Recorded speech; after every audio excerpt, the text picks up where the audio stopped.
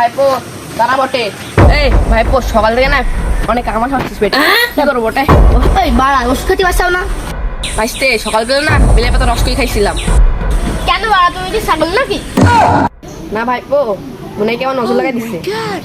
নজর নজর লাগাইনি, খেয়েছো তাই তোমার পেট খারাপ করছি বাড়া। ও মনে পড়ছে ভাইপো, সকালবেলা সুমুসের সাথে মদ মিশিয়ে খেয়েছিলাম, মদ মদ। আরেকবার যে এসি সকাল 4-5 গেছি। পাগল টাগল নাকি? এই কে রে মুখে কষে? ঠিক আছে কে মুখে কষে?